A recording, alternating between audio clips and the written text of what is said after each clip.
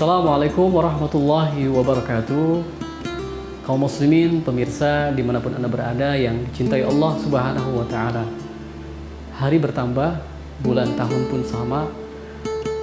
Ada hal yang kita harapkan dan ada hal yang ingin kita hindarkan dari kehidupan kita. Kaum muslimin yang dirahmati Allah Subhanahu wa Ta'ala, dalam hidup terkadang ada faktor yang membuat kita itu bisa menjadi baik dan bisa menjadi buruk. Diistilahkan bahwasanya lingkungan itu sangat mempengaruhi, bahkan dominan. Berdasarkan dalil dari agama kita, dari sabda Rasulullah sallallahu alaihi wasallam.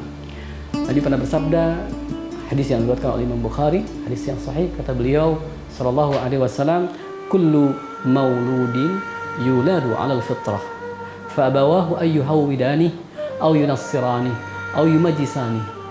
Yang artinya, setiap bayi yang lahir di dunia ini, dia terlahir dalam keadaan fitrah, yakni Islam.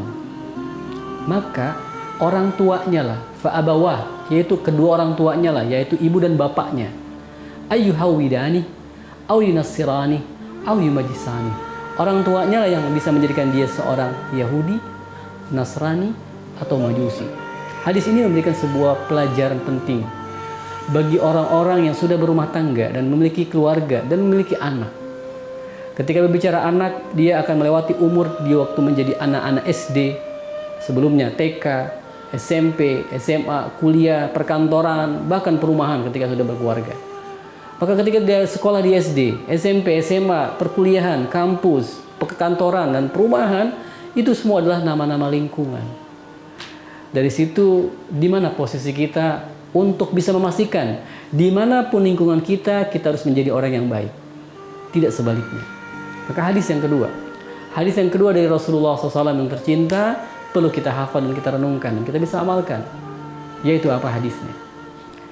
Hadisnya adalah ar-rajulu ma'ad-dini khalilih falyanzur ahadukum man yukhalil. Apa artinya? Ar-rajul,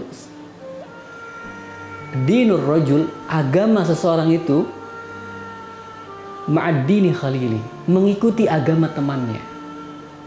Falyanzur, maka berhati-hati, waspadalah atau hati-hatilah, man yukhalil, siapa temanmu. Teman dalam hadis ini bermakna lingkungan. Bagi teman-teman di perkantoran saat ini, Anda sudah bekerja hampir 15 tahun atau mungkin 1 tahun, Anda bekerja mendapat gaji di situ, Anda kerja hampir 8 jam, maka Anda duduk dengan siapa, ngobrol dengan siapa, bahkan pimpinan Anda siapa, lingkungan di sekitar Anda, wahai fulan, wahai hamba Allah, dia akan mempengaruhi agama kamu. Nabi mengatakan, ar-rajulu ma'ad-dini khalili, agama seseorang mengikuti agama temanmu. Dari sini menunjukkan bahwa kita harus pandai dan mengerti cara bergaul. Ya, semua orang harus bergaul karena manusia adalah makhluk sosial. Allah katakan, inna khalaqnakum min dzakarin aw untha wa ja'alnakum syu'uban wa qabaila lita'arafu. Allah ciptakan manusia itu 2, laki dan perempuan. Untuk apa? Bahkan laki perempuan kami jadikan dia bersuku dan berbangsa-bangsa, berbeda. Supaya apa? Lita'arafu, saling mengenal. Artinya saling bergaul. Bergaul yang membuat kita istiqomah, selalu lurus, siratal mustaqim adalah ketika kita memiliki lingkungan yang baik dan benar, lingkungan yang saleh. Oleh karena itu, pada hari ini saya pribadi dan seluruh kaum muslimin berusaha untuk duduk di muka bumi Allah ini dan berdiri di atas langit ini, di atasnya langit, untuk mencari orang-orang yang baik, teman-teman yang baik, lingkungan kantor yang baik, lingkungan kerja yang baik, lingkungan perumahan yang baik, dan tempat yang terbaik. Kalau berbicara sterilisasi, filterisasi, Nabi mengatakan sebaik-baik tempat di muka bumi Allah ini adalah masjid. Maka kalau kita ingin mencari lingkungan yang baik, maka singgahilah tempat terbaik, yaitu apa? Masjid. Nabi mengatakan tempat terbaik di muka bumi Allah ini adalah masjid dan seburuk-buruk tempat adalah pasar.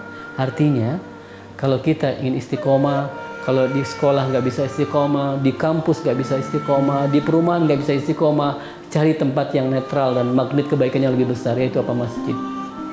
Hari ini yang sudah berumur 30, 40, mendekati 60, yang berat ke masjid, maka akan Anda berat mendapatkan kebaikan dari lingkungan yang Anda akan mendapatkan proteksi.